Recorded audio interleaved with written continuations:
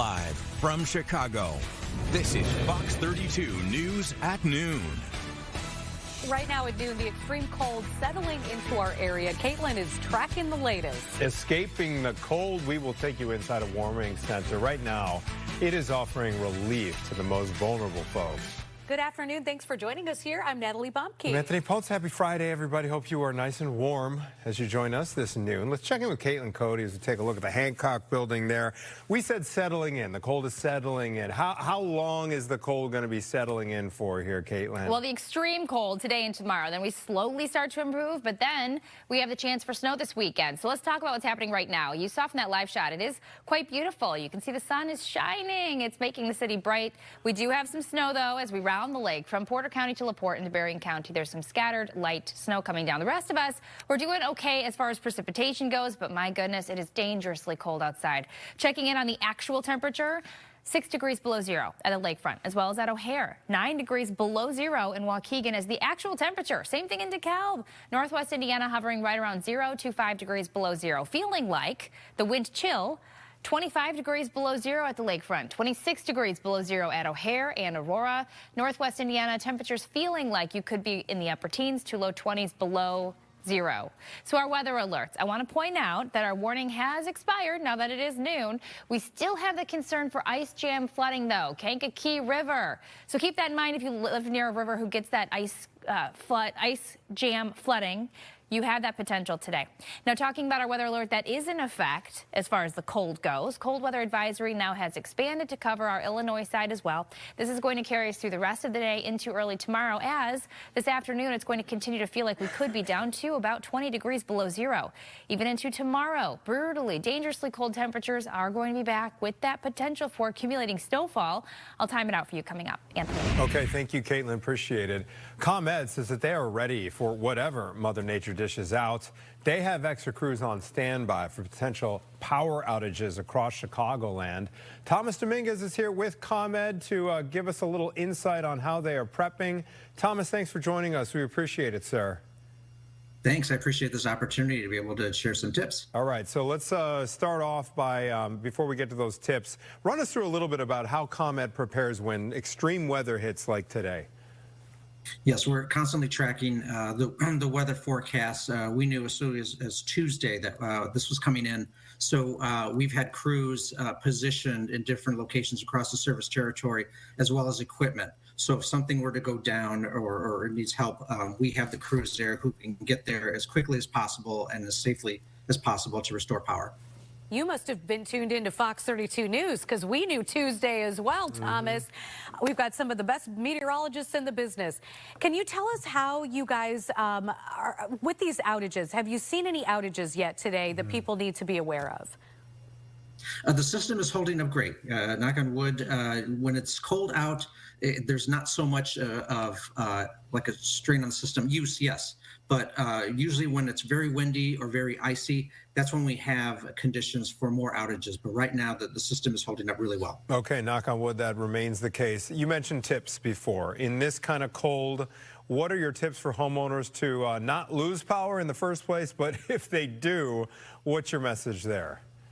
Yeah, well, first of all, is that we have a number of options. If you were to lose power, to reach out to us, you can call us, 1-800-EDISON-1, which is 1-800-334-7661. We also have an app, a mobile app, and text that you can reach out to us, and we can give you updates on restoration. But really, the main thing is right now, as Caitlin was saying, there's a cold snap coming through, and this is going to last for days. And we're going to have a bunch of people at home hunkering down for a while, and that means you're going to increase your electricity use. So some of the things you can do right now: number one, consider lowering your thermostat a little bit lower than you normally do. Consider dressing in layers. I mean, you probably had like ugly sweaters that you wore during the holidays. You only got to wear them once. Bring them out. This would be a good time. Also, if the sun is shining on the south side of your home, if you have south side facing windows, open those up on a day like today. It's very sunny right now. So take advantage of that heat. And then when the nighttime falls, close them and lock in that heat. Okay, great advice. What is the estimated time for ComEd to arrive and fix an outage? I mean, do you guys have like an average, okay, you notice your power's out, you contact, is it an hour, 2 hours, or does it just always vary? It always varies depending on where the location is. You know, when we have clusters of homes close together, it might be a little bit faster. Somewhere, you know, out in the areas, you know, we're trying to get trucks out to the areas. But the main thing is, again, I mean, we get our crews out there. They're all in as many locations as we can, so we can cut down on the time and get you restored as quickly as possible. Thank you, Thomas Dominguez. Good luck. All right, thank you. I know to see stay warm. All of us. You too. Hope you and your all your crews stay warm out there and safe. Both Metra and South Shoreline train lines operating on a reduced schedule. Metra says a lot of people will just probably stay home today, and that is what we have seen as far as commute times go. Not a lot of people on the roadways. Friday already a day where ridership is typically down, but both train lines will be on a mostly weekend schedule today. Again, that's Metra and the South Shore line. Be sure to check the schedule before you head out. And if you're wondering what those flames are right there, they do that on purpose to help switches in this cold weather. A lot of times those switches on the train lines get frozen shut, and so that's a good little strategy to keep them operational. 12:06, some other news to get to, and this is related. A woman has died from cold exposure. The medical examiner's office says 81-year-old Mary Savitsky died on Monday when the temperature was 7 degrees. She was found dead inside her home in Evergreen Park. Officials say this was the 10th cold weather-related death in Cook County. The dangerously cold weather causing extreme danger for people without homes and heat. Yes, Roseanne is at the Salvation Army Freedom Center in West Humboldt Park, which is offering a warm place for anybody who is at risk. We are in one of several warming centers that the Salvation Army is operating during this cold snap, and there are several people here. This facility available 24/7 through the weekend, and with good reason. The kind of negative temperatures and wind chills we're dealing with in the Chicago area can be deadly. Frostbite can happen in just moments. We talked to one of the people taking shelter here who says he was treated for hypothermia just last night. Definitely should help others in these types of instances, no question, yeah, because it's just obviously you wouldn't want to be out there and like, wind is coming against me, I feel like I'm going to die. You would want someone to help you out in that situation. Everyone would. But sometimes people don't know where to find help. That's where the Salvation Army Mobile Outreach comes in, and people like Warren Peeler. So we go out, I talk to them, I give them pamphlets, and we just like 24/7 almost out there with the people. And we let them know there's a place that they can keep warm. And I pray with the people that's out there, and I just give them soup, and I give them juice and water and crackers, and just to make sure they're comfortable.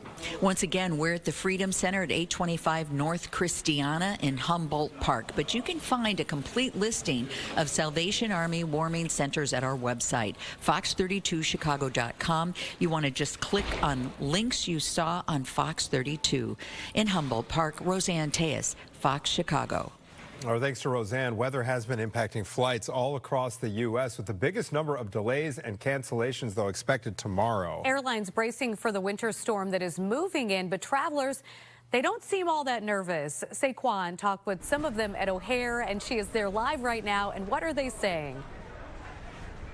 Well, guys, I will say, I mean, it's no secret, right? It's obviously very cold outside, and the people here that I've seen here at O'Hare International are very much dressed for the weather, okay? They're wearing things like parkas and hats and all, but most of the people I talk to are saying they're not really nervous about, you know, their flights experiencing any sort of issues. In fact, I think the overwhelming majority are saying that they're really just excited to get out of here and really out of this cold.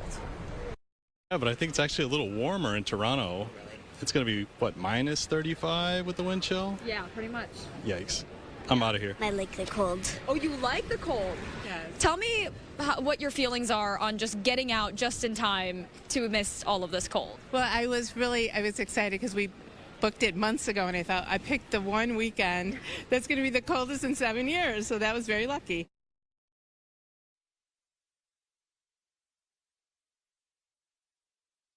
now. According to FlightAware, O'Hare is seeing about 48 cancellations and 226 delays. This morning, that number was much smaller, lower than 50 actually. So the delays, I've noticed, are definitely getting worse. Things have gotten slightly worse at Midway too. We're looking at about 9 flights in and out of Midway. Again, there are canceled. 12 are delayed. So if you are flying anywhere today or tomorrow, definitely not a bad idea to just check the status of your flight before you guys head out to the airport. Back to you guys. You talked a little bit about cancellations. I mean, I don't know if you've had the opportunity to look at airports nationwide, because we have that other huge storm that's going to be hitting this weekend as well. So I assume there are just widespread cancellations across the U.S.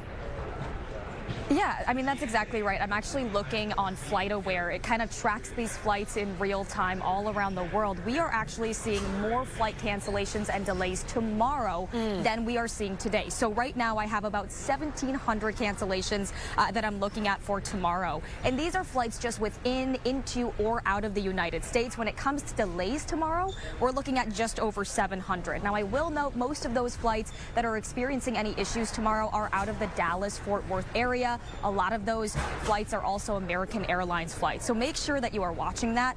When it comes locally, though, I will say O'Hare is seeing about 56 cancellations tomorrow, 5 delays. Midway seeing 7 cancellations tomorrow and 0 delays. And if those continue to go up, say, what rights do people have if they have a flight that's canceled or delayed due to weather? Yeah, really good question. I know I've asked this question myself too. So something to note here, airlines do want to do their best to obviously accommodate, right? So they're going to try to do their best to book you on another flight. Sometimes you'll even see these airlines partner with different airlines to make sure you're able to get on a flight to your destination. One thing that I will say, airlines will not provide a hotel or food or other reimbursements, especially if that flight is impacted due to weather. And that is because it's outside of the airline's control. Now, with that being said, though, I will say many airlines are already offering some travel waivers right now because of that massive storm moving in, as you mentioned, all across the U.S. And basically what that means is it allows you to rebook a flight without any sort of penalties. So these airlines include some of the bigger ones. So American, Delta, United, Spirit, and Southwest. But of course, every airline does it differently. So just make sure you are checking with the airline that you booked through. Guys. Great information, all encompassing. Yes. Thank you so much, Say.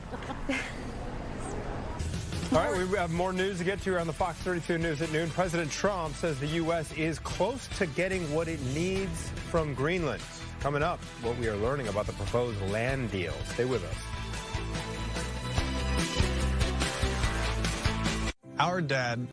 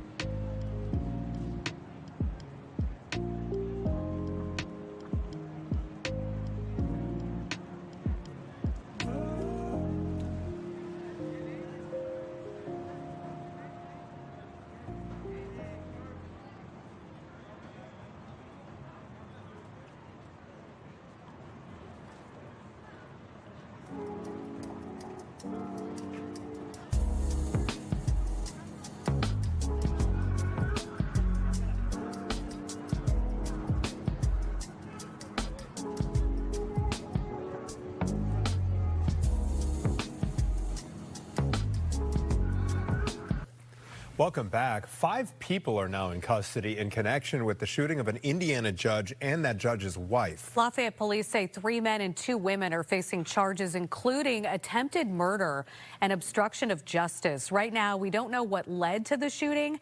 Judge Steve Meyer and his wife were shot in their home in Lafayette last Sunday. They are expected to recover. Today, the Chicago man charged in the murders of his ex-wife and her dentist husband in Ohio is expected to be arraigned. Michael David McKee is accused of killing Monique and Spencer Tepe in their home in Columbus back on December 30th. McKee, a surgeon, was arrested in Rockford. Luigi Mangione back in federal court today as a judge considers whether to allow key evidence at his upcoming trial. The 27-year-old is accused of shooting and killing United Healthcare CEO Brian Thompson in December 2024 outside a New York City hotel. Kaylee Schuyler joining us live outside of the courthouse in New York. And Kaylee, I understand a Pennsylvania police officer is testifying today. Is that correct?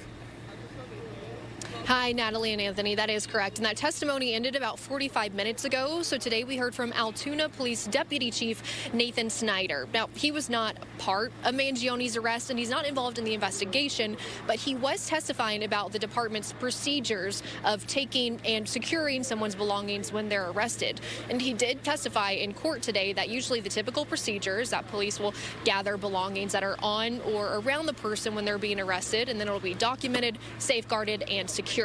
Now, Mangione was arrested in a McDonald's in Altoona, Pennsylvania back in December 2024. That was just 5 days after prosecutors say he shot and killed the United Healthcare CEO.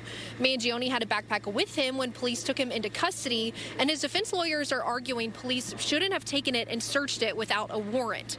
Inside that backpack, police found a gun and a notebook that prosecutors say included a manifesto. Mangione's defense wants that evidence thrown out before trial, but prosecutors say police didn't need a warrant to search Mangione's backpack because at the time, police had already detained Mangione for forgery and providing a fake ID. Prosecutors say Altoona police protocol requires promptly searching a suspect's property for dangerous items at the time of an arrest. And police have also argued they would have found the gun and a notebook anyway when they did an inventory search back at the station. At Mangione's last hearing earlier this month, federal judge Margaret Garnett weighed in saying, I don't think it's really disputed that if you're arrested in a public place, the police are just supposed to leave your personal property. I'm not following the argument that the backpack was not personal property he had with him. Now, Garnett says a trial date really all kind of depends on if the death table or the death penalty is going to be on the table here. If it's a capital trial, it could start in January, but if it's non-capital, it could start as early as October. Mangione has pleaded not guilty to all of his state and federal charges. In New York, Kaylee Schuyler, Fox Chicago. All right, Kaylee, thank you for that report. 12:18 back here in Chicago and in Minnesota. School officials say a 5-year-old boy detained by ICE was used as, quote, bait. Witnesses say that boy right there, Liam Ramos, was taken into custody along with his father in their driveway after they got home from preschool on Tuesday. They are now in a detention facility in Texas. The school says that federal agents would not allow the boy to stay with another adult living at that home. Mom was there. She saw out the window and Dad was yelling, please do not open the door. When they went to arrest his illegal alien father, the father ran. So the story is that ICE detained a 5-year-old. Well, what are they supposed to do? Are they supposed to let a 5-year-old child freeze to death? The attorney working with the family says that Liam and his father entered the U.S. lawfully from Ecuador in 2024 and have a pending asylum case. He says Liam's father does not have a criminal record in Minnesota. Meantime, Minnesota labor unions, progressive organizations, and residents, they are heading to the streets for more protests against ICE. And these come 2 weeks after an ICE agent shot and killed Renee Good in Minneapolis. This is the largest coordinated protest action in the state as of yet, and it does include a march in downtown Minneapolis despite these dangerously cold temperatures. Back here at home, immigrant rights groups and labor leaders are calling for an end of federal immigration enforcement in their communities. This morning, advocates gathered in Pilsen as part of a national day of action. The truth about this moment is that the fight against ICE and militarized occupation of our cities goes beyond any one community. That's right. It extends beyond state borders and it connects our communities across the country. We are all affected. The work of exposing ISIS violence and organizing alongside our neighbors is unifying and a growing national movement demanding that we abolish ICE. Organizers say they will continue rallying to keep ICE out of cities around the country. On Capitol Hill, lawmakers pushing forward with a spending package ahead of the funding deadline that is coming up quick at the end of the month. The package has been edited to take out deep spending cuts proposed by the president, which would have affected the CDC and National Institutes for Health. It also leaves out his request for an additional $840 million for ICE. The legislation has to pass the Senate and be signed by Trump to avoid a government shutdown next Friday. And it is official. The TikTok deal is done. Company says it has closed a deal to spin off parts of its business to a U.S. entity with majority American ownership and oversight. That means Oracle and other U.S. investors will take control, while China-based ByteDance keeps a minority stake. The deal prevents a ban in the U.S. that would have affected millions of users. President Trump still wants to get Greenland, or at least parts of it, and he is not willing to wait very long. Lucas Tomlinson is in Greenland with more on the proposed deal. Greenland's going very well. It's in negotiation. 2 weeks. That's how long President Trump is giving Danish leaders to sign off on a new deal giving the U.S. more access to Greenland. The details are still sketchy, but they reportedly center on an agreement for the U.S. to take over small pockets of the island for military use. President Trump claims the deal is open-ended and gives the U.S. total control. The time limit is infinity, meaning there is no time limit. It's forever. We can do military, we can do anything we want. But Danish and other European leaders are pushing back. On Thursday, Greenland's prime minister told me he's open to more cooperation with the U.S., but only through the proper channels. He says giving up sovereignty is a red line, a stance backed by most of Europe. We followed 4 key principles: firmness, outreach, preparedness, and unity. And it was effective, so going forward we should maintain this very approach. Some leaders are also worried about potential military or economic retaliation from President Trump. But it was clear that if the offer is not accepted, he will not be happy. Meanwhile, here in Greenland's capital, Nuuk, most people say they're relieved Trump changed his tune on using military force. But they're also bracing for what comes next. I think that it's all very confusing. Today I can breathe a little bit. What's coming, I don't know. A new NATO mission to protect Greenland, dubbed Arctic Century, is reportedly in the planning stages. In Nuuk, Greenland, Lucas Tomlinson, Fox Chicago.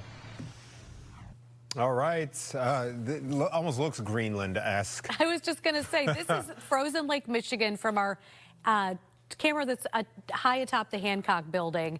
And wow, Anthony, that really says it all. I have to get up and take a closer look at exactly what we're looking at here. Okay, you can see that pumping station way out there on the lake, but that thing looks frozen, Caitlin. Yeah, it's absolutely. It looks very cold. It is very cold. Temperatures feel like we could be at 20 to 30 degrees below zero. As expected, we have that extreme chill in the air. But I will say, too, I've been watching our cameras behind me. There are quite a few folks out there at the bean this afternoon. Look at them. This is the Midwest for you. You just got to dress the right way, and there's no such thing as bad weather. Well, you know. Sunshine, you can see that at least. We got that in the reflection. Let's talk about these feel-like temperatures, though, because if you are going to be heading out like these brave folks, it feels like 23 degrees below zero at the lakefront. It feels like 26 below zero from Aurora to O'Hare as well. 27 degrees below zero in Waukegan, 31 degrees below zero at Woodstock. Northwest Indiana temperatures for you feel like you could be in the upper teens to low 20s below zero. So it is going to be dangerously cold if you're not prepared. So make sure you do layer it up, drink a hot beverage. We're going to continue to be chilly through the rest of the day. What I mean by that is the feel-like temperature, that wind chill staying at about 20 degrees below zero when we hit our peak temperature for the day. And then even into tonight and into early tomorrow, we have that cold weather advisory in place because of that temperature feeling like we could remain around 15 to 20 degrees below zero to start off the day tomorrow. Heading into the afternoon on your Saturday, that's when we finally climb to the low single digits as that feel-like temperature, but that's also when we have the potential for snow returning. So let's take a look at our future cast. This is going to be our actual temperatures, by the way. 3:45, and we're hovering at around 0. You can see that we still have snow coming down in portions of northeastern Porter, LaPorte, and Berrien County, by the way, on through this evening. Then we get into early tomorrow, back to 5 to 10 degrees below 0. And then by lunchtime, slowly climbing to the single digits and perhaps tagging 10 by 4:45. And then we have the chance for that snow returning, as mentioned, especially late Saturday into Sunday. Sunday temperatures improve, but my goodness, we have the chance for accumulating snowfall, so slick road conditions on top of the dangerous cold. Coming up, I'll show you how much snow we do expect this weekend, and we'll take a look at your full 7-day forecast. That's all ahead. I hope there's warmer temperatures in that 7-day. Thank you, Caitlin. We'll stand by to find out the details. 12:25. And the U.S. pulls away from an organization that it had been a member of for more than 70 years. Why the White House says its participation wasn't benefiting the country any longer. And a drop in vaccination rates is making the U.S. vulnerable to a measles outbreak. Stay with us. Sunday, the NFC.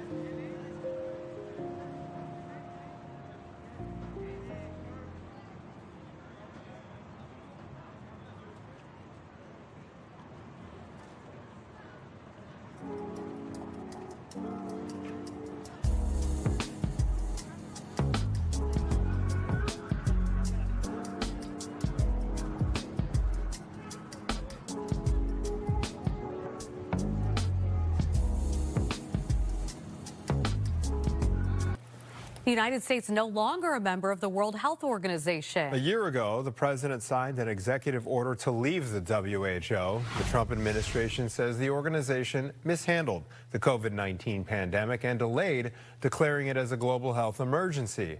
The WHO Director General condemned the decision earlier this month. A senior White House official said the U.S. had been funding up to 25% of the WHO's operations despite participation from 194 other countries. The U.S. may be on the verge of losing its measles elimination status. Public health researchers trying to see if an outbreak in Texas spread to neighboring states last year. Experts fear the vaccine-preventable virus has gained a foothold in the U.S. and may soon lose the achievement of having been eliminated.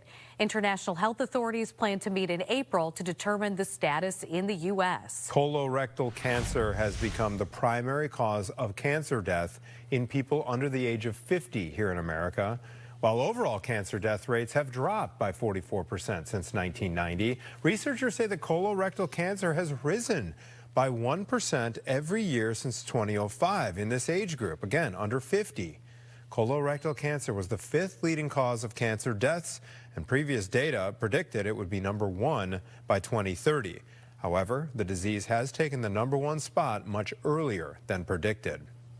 All right, here's something cold in fact.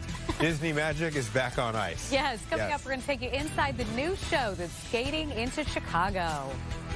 Fox 32 News is brought.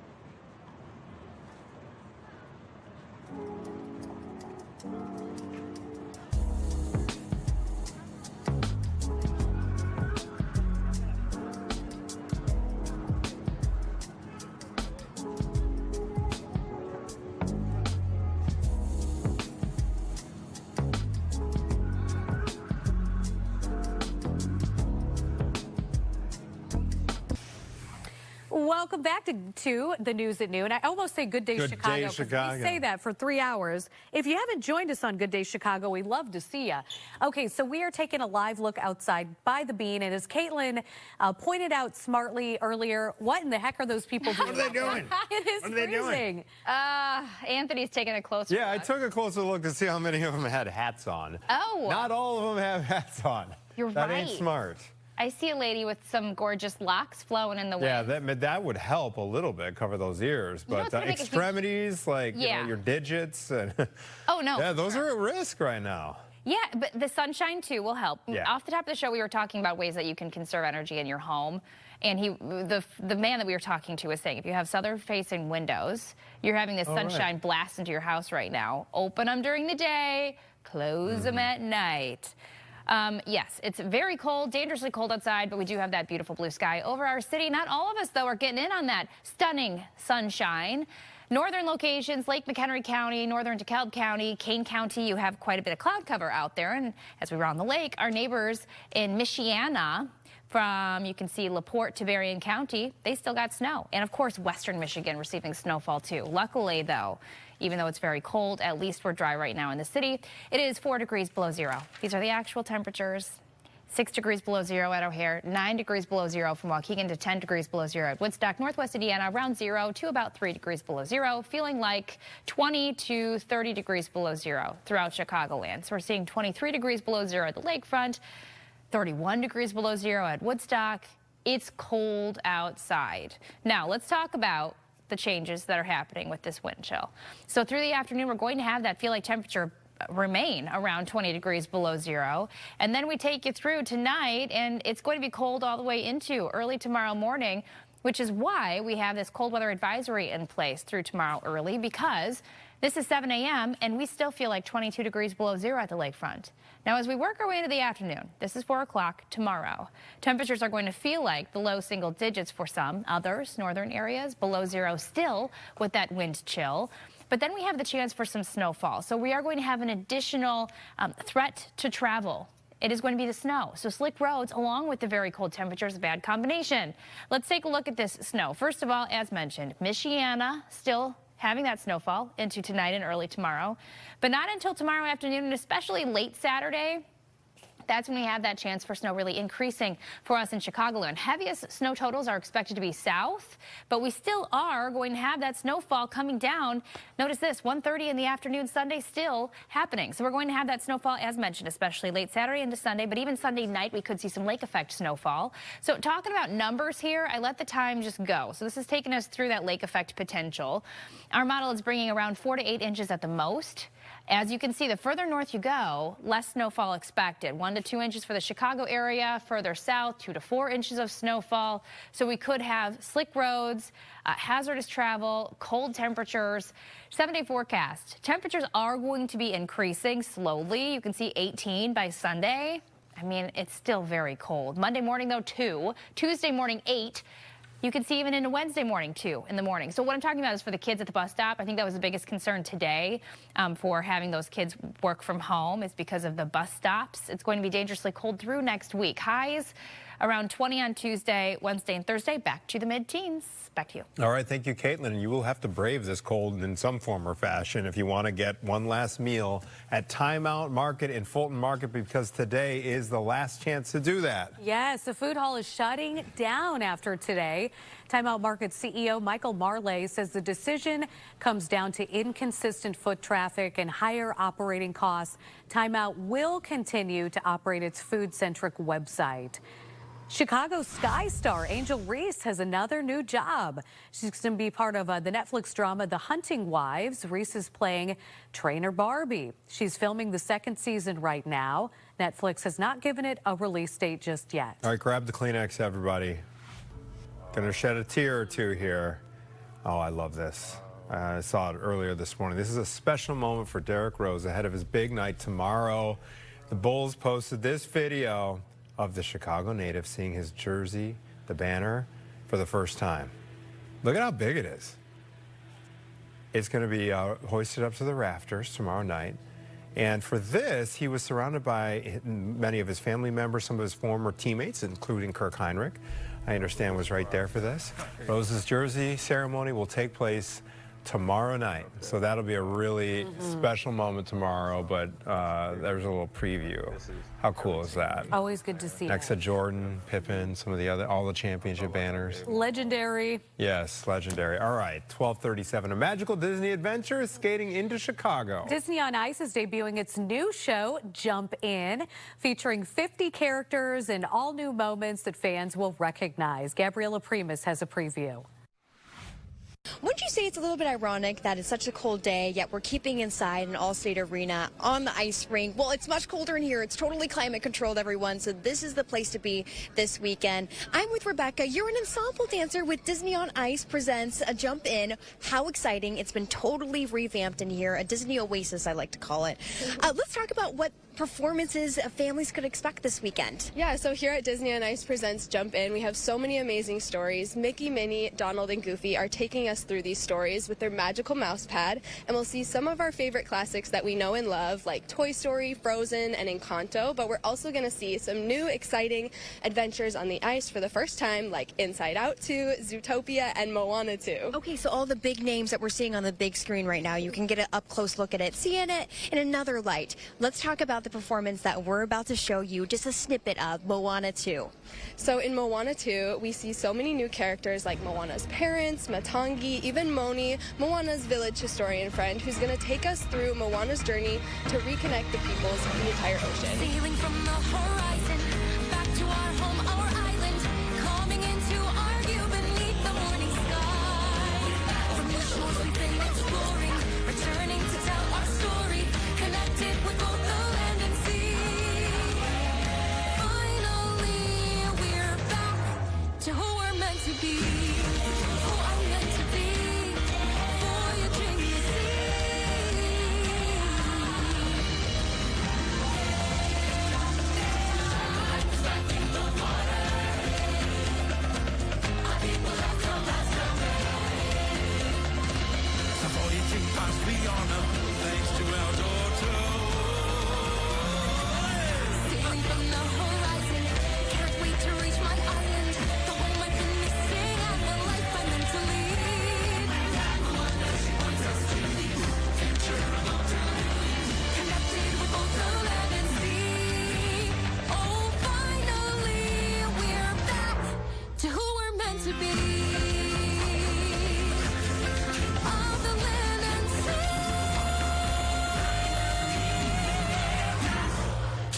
meant to be.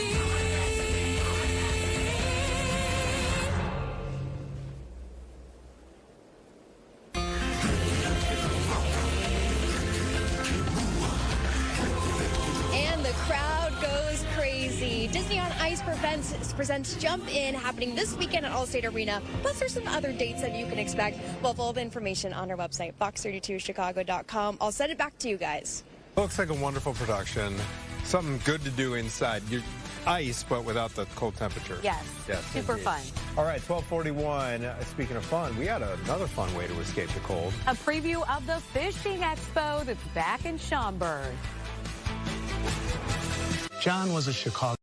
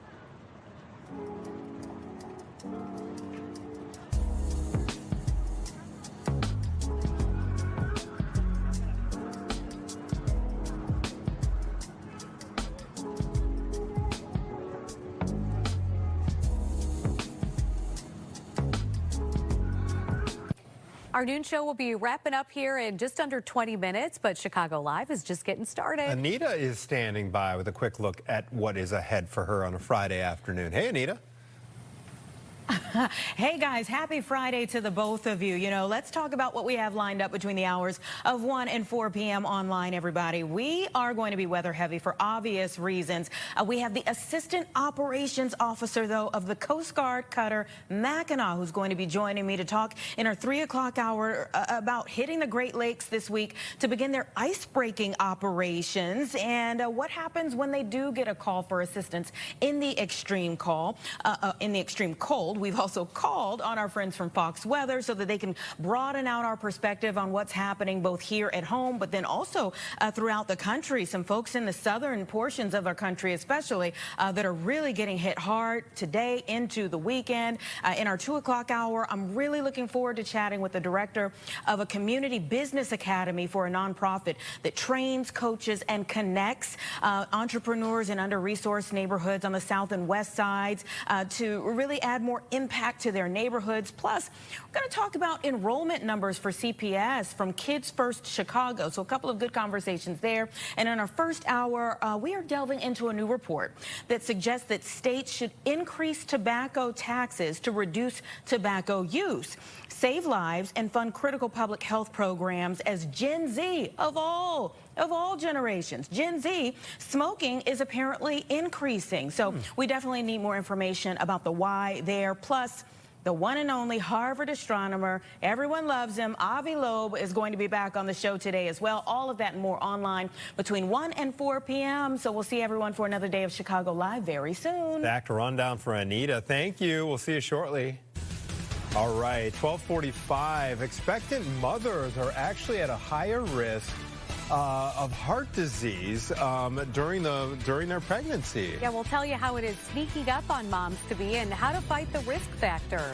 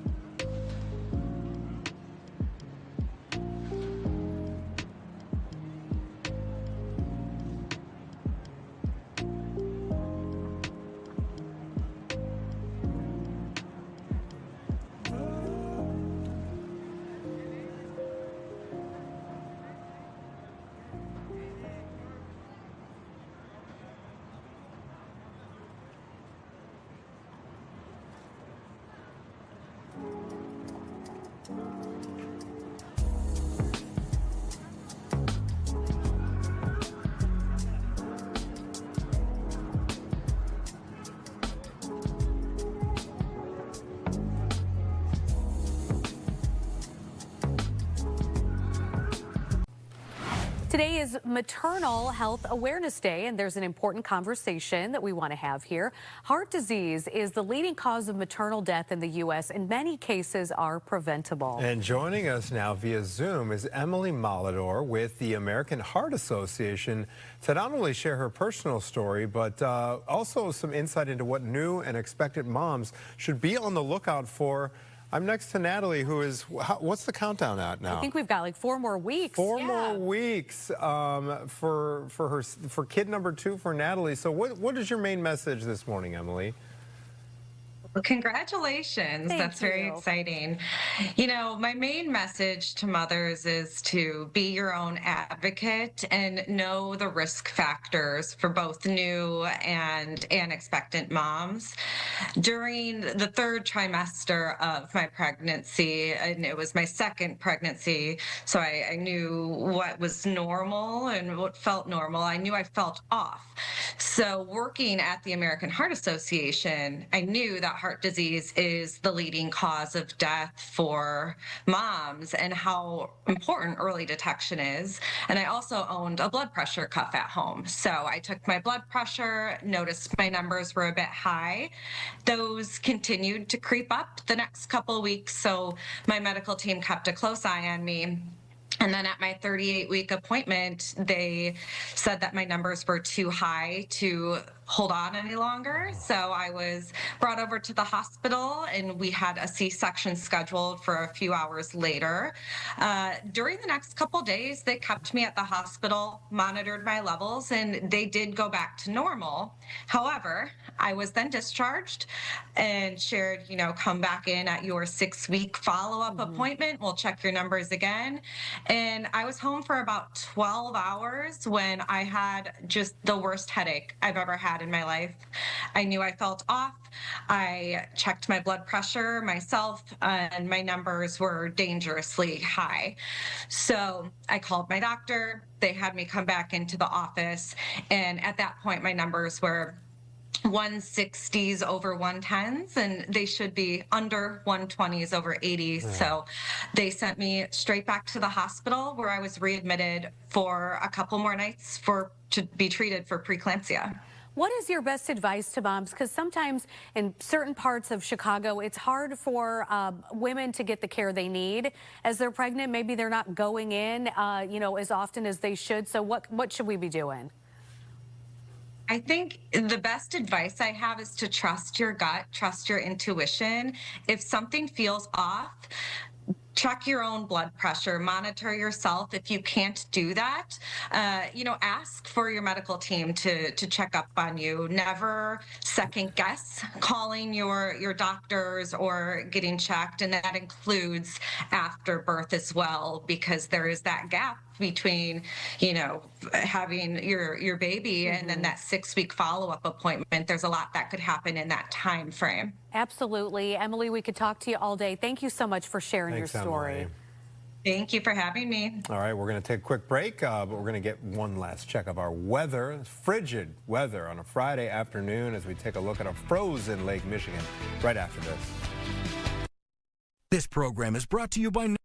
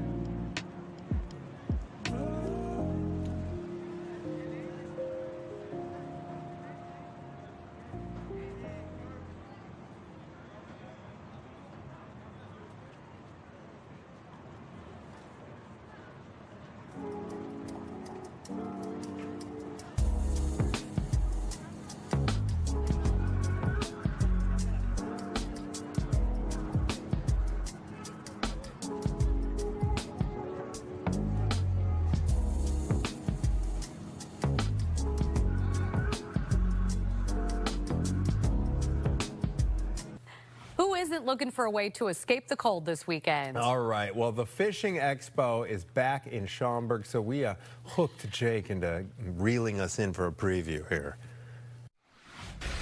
That's right, guys. We are out here at the Schaumburg Convention Center. Listen, If you saw me on Good Day Chicago a little bit earlier, you saw me try and fail to catch a fish on live television here at the Chicagoland Fishing Expo. So they gave me a pole maybe more equipped for my skill and my talents. We're out here with my man Todd, the owner, the show manager.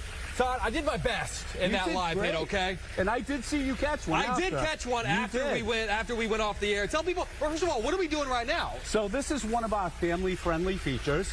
It's the trout pond. And the kids can come over here and fish try to catch a fish. Hey, I've been trying. We're going to see if I can catch it by the end of the segment. Oh, come on. Did you do it?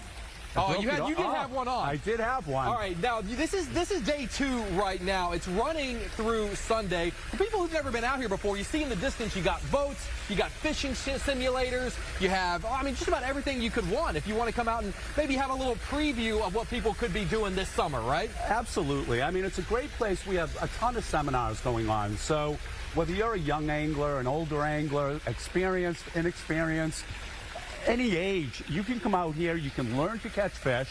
There's plenty of opportunity to buy product, talk to the manufacturers, learn about the different types of products you might want for the type of species that you're fishing for. All right, what do people need to know? Tickets very affordable for families if they want to come out. It's $15 for adults. It's $5 for children 6 through 11, and then under 6 are free all the time. Sunday is family day. The first 100 kids in the show get a rod and reel combo. Come on. Come on. First 100 kids that come through the door get a rod and reel combo. And all kids 11 and under are free on Sunday. Let me ask you, what is the website where people can grab tickets and more information? Chicagoland.sportshows.com. All right, guys, it is the Chicagoland Fishing Expo. Listen, my challenge to you is to come out here and do a better job than I am. So you're going to want to come out and have a great time, enjoy yourself, stay warm. And as I continue to try to catch a fish, I'm going to be out here all weekend. I'm not leaving until I catch a fish. So thank God they're going till Sunday. On that note, we're going to toss it back to you guys in the studio. This would be a good time to bite right now, guys. Any minute. Oh, we're still waiting. He's so lovable, that Jake. I think he's the only fisherman that I've ever seen wearing a suede jacket as he fishes. Maybe a leather. Listen, I would rather look good and not catch a fish than the other way around. All right, I'm just saying. I sympathize. Most importantly, exactly. Isn't that like what do they say? Shooting fish in a barrel? Like, shouldn't it be easy? Exactly. But maybe those fish caught on. They know the trick. It's a scam out there with those bait. All right, let's talk about the forecast. Live look outside. It's beautiful. It's bright. It's sunny. It's cold. I don't see much movement out there downtown. Few people still at the bean right now, but let's talk about this cold first. Cold weather advisory in place from Chicago into northwest Indiana. This is going to carry us through the rest of the day today into tonight and early tomorrow. Now, I want to point out ice jam flooding potential. You can see that green box there in Kankakee County. That's for the Kankakee River. If you live by a river that has flooding potential, you've seen it in the past. Know that we do have that chance for that ice jam flooding happening. Wind chills. Feel like temperature right now, 21 degrees below zero at the lakefront, 26 degrees below zero at O'Hare, 30 degrees below zero at Woodstock, 25 degrees below zero in DeKalb, 22 degrees below zero in Valpo. We are all dangerously cold. Here's your 7-day forecast, though, because this weekend we have not only the cold, but also the chance for snow. So as we work our way into tomorrow, we are going to have increased clouds starting tonight. The chance for snow is back tomorrow afternoon, but especially tomorrow evening and tomorrow night into early Sunday. That's when it is going to be coming down the heaviest, with heavier snow south of Chicago. We could see a handful of inches out of this, especially the further south you go.